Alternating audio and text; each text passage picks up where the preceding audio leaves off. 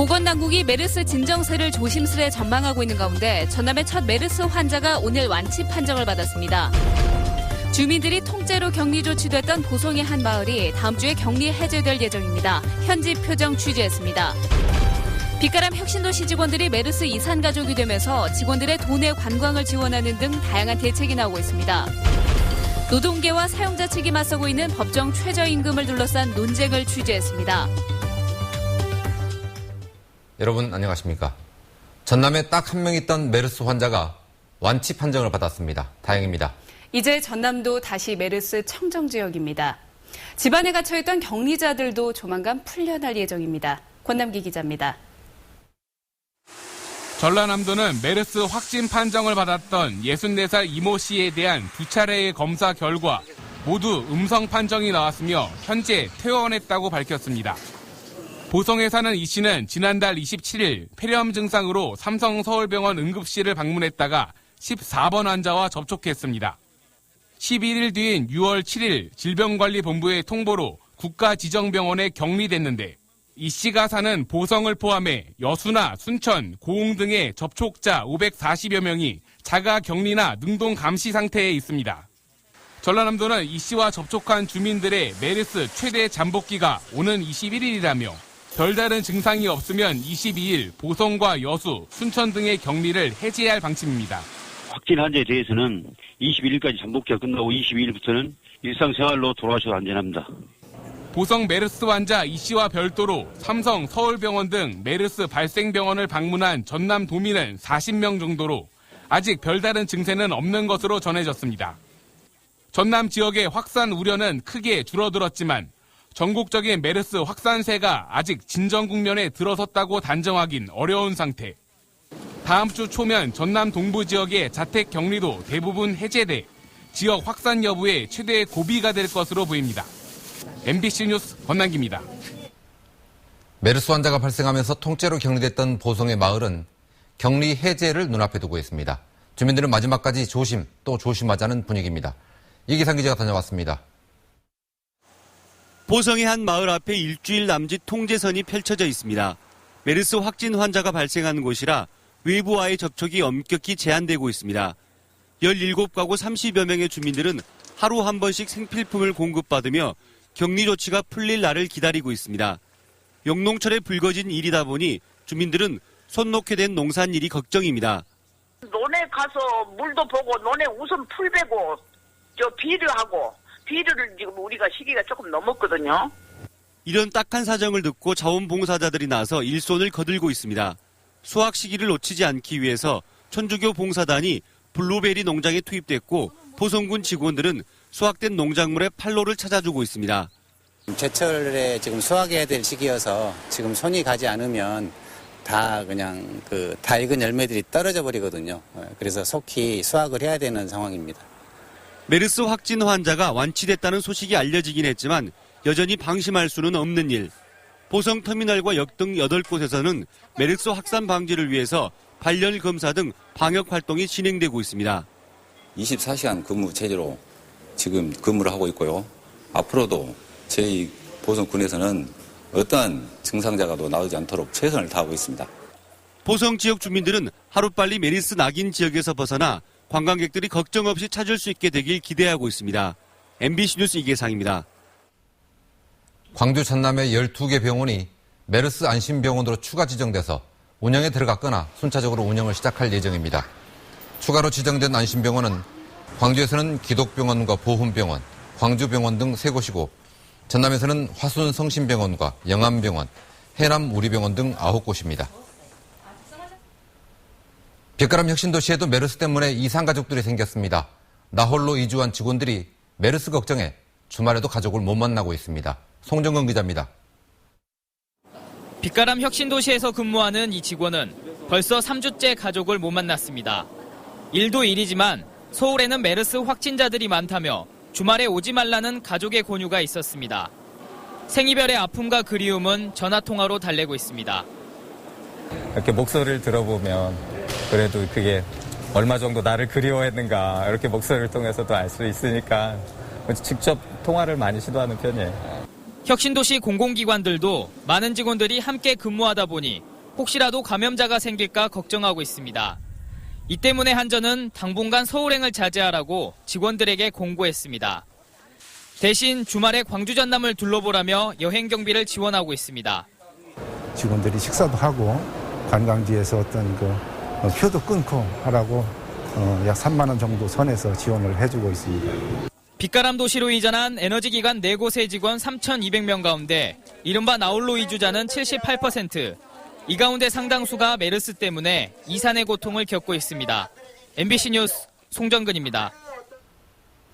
내년도 최저임금 결정을 앞두고 노동계와 경영계가 대립하고 있습니다. 노동계는 2배 가까이 올리자고 주장하는 반면 재계는 한 푼도 올려서는 안 된다고 맞서고 있습니다. 어느 쪽 주장이 더 설득력이 있는지 여러분도 판단해 보시죠. 조현성 기자입니다. 광주의 한 공공기관에서 청소 일을 하는 근로자의 급여 명세서입니다. 한 달 28일을 일하고 받은 급여 소개는 129만 4천 원.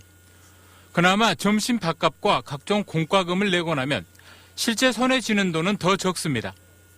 하루 8시간 일했다고 가정했을 때 시간당 임금이 5,800원이 채 되지 않아 5,580원인 올해 법정 최저임금에 가깝습니다. 노동계에서는 내년부터 법정 최저임금을 10,000원으로 올려야 한다며 이는 최저임금 근로자의 생존권을 보장해주고 나아가 얼어붙은 나라 경제에도 훈풍을 불어넣는 길이라고 주장하고 있습니다. 각 나라마다 찾아내는 것이 최저임금을 인상하고 국민의 대다수를 차지하는 노동자들의 임금을 올려서 내수시장을 활성화하는 데 그 출路를 찾는 거거든요. 반면에 경영계에서는 중소기업의 경우 사실상 지불 능력이 없다며 최저임금을 무리하게 높일 경우 연쇄 도산과 이에 따른 고용률 저하로 이어질 것이라고 맞서고 있습니다. 다 우리나라의 최저임금이 세계에서 OECD 중에서 9위 정도, 중상위 정도 되고 있습니다. 내년도 최저임금은 최저임금위원회의 마지막 회의를 거쳐 법정 시한인 오는 29일에 결정될 예정입니다. 노동자의 최저 생활비를 보장해주는 개념의 생활임금이 지자체 등 공공기관을 중심으로 빠르게 확산되는 상황에서 내년도 법정 최저임금이 어느 선에서 결정될지 주목됩니다. MBC 뉴스 조현성입니다. 광주교육 희망네트워크는 광주학생 인권조례가 시행된 지 4년이 지났는데도 일선 교육 현장에서는 과도한 체벌이 반복되고 있다며 시교육청이 특단의 대책을 마련해야 한다고 주장했습니다. 이 단체는 집단 체벌을 한 교사에게 100시간 이상의 인권교육을 받도록 하고 각종 포상 혜택을 제한하는 등 단호한 조치를 취해야 한다고 강조했습니다. 친환경 자동차 기술 개발을 위한 광주 클린디젤 기반 시설이 준공식과 함께 본격적인 운영에 들어갔습니다. 12,000제곱미터 규모의 클린디젤 기반 시설에는 광주 그린카진흥원과 자동차 부품연구원, 한국생산기술연구원 등과 함께 일반 기업체도 입주해 집적 효과가 기대됩니다. 또 각종 연구 실험실을 구축해 지역 기업체를 지원하는 등 광주 자동차 산업의 천병 역할을 맡게 됩니다. 주말인 내일은 내륙 곳곳에 돌풍과 우박을 동반한 강한 소나기가 쏟아지겠습니다. 다음 주 중반에는 장마가 시작된다고 합니다. 김우수 기상캐스터가 전해드립니다. 금방이라도 소나기가 쏟아질 것처럼 비구름을 잔뜩 머금은 하늘이 깔렸습니다. 소나기에 이어 주말인 내일도 국지성 호우가 쏟아질 것으로 보입니다. 곳에 따라 벼락이 치고 우박이 떨어지는 곳도 있겠습니다. 비의 양은 5에서 40mm로 지역적인 편차가 크겠고 밤에는 대부분 그치겠습니다. 비로 인한 피해 없도록 안전사고에 유의하셔야겠습니다. 일요일은 구름 많은 가운데 광주가 29도까지 오르는 등 다시 무덥겠습니다. 다음 주에는 장마전선이 북상하면서 본격적인 여름 장마가 시작될 것으로 보입니다. 장마전선 영향으로 24일 오전에 제주도를 시작으로 24일 오후에 광주 및 전라남도 지방에 비가 오겠습니다. 제주도는 예년보다 4일에서 5일, 남부지방도 이틀 정도 늦게 장마가 시작되는 겁니다. 장마전선은 다음 주 후반 먼 남해상으로 물러나 다음 달 상순쯤 다시 북상할 것으로 보입니다. MBC 뉴스 김은수입니다. 수백억 원대의 교비를 횡령한 혐의로 복역 중인 이용화 씨에 대한 항소심에서 검찰이 징역 25년을 구형했습니다. 광주 고등법원 형사 1부 심리로 열린 항소심 결심 공판에서 검찰은 이 씨에게 징역 25년에 벌금 237억 원을 구형했습니다. 이 씨는 지난 2007년부터 2012년 8월까지 공사대금을 가장해 4개 학교의 교비 898억 원과 자신이 설립한 건설회사의 자금 105억 원 등 1,000억여 원을 횡령한 혐의로 기소됐습니다. 항소심 선고는 다음 달 16일로 예정돼 있습니다. 새정치민주연합 신정훈 의원과 국제법제실이 주최한 간담회에서 혁신도시 특별법의 개정 필요성이 제기됐습니다. 전남발전연구원의 박웅희 책임연구위원은 현행 특별법은 공공기관 이전과 혁신도시 건설에 초점이 맞춰져 있다며 이전이 마무리되는 만큼 이전 기관들이 지역산업 진흥 계획을 세우도록 의무화하고 개발 이익을 지역에 재투자하도록 특별법을 개정해야 한다고 주장했습니다. 새정치민주연합 광주시당과 광주시가 광주 유대회 입장권 판매와 메르스 대처, 호남 고속철 증편 등 지역 현안에 힘을 모으기로 했습니다. 광주시는 오늘 열린 당정협의회에서 유대회 성공 개최를 위해서는 메르스 대책이 절실하다며 방역에 필요한 정부 예산을 확보해 줄 것과 지지부진한 입장권 판매를 도와달라며 지역 국회의원들에게 요구했습니다. 또 호남 고속철 증편과 문화전당 운영 조직이 축소되지 않도록 힘써달라고 요구했습니다.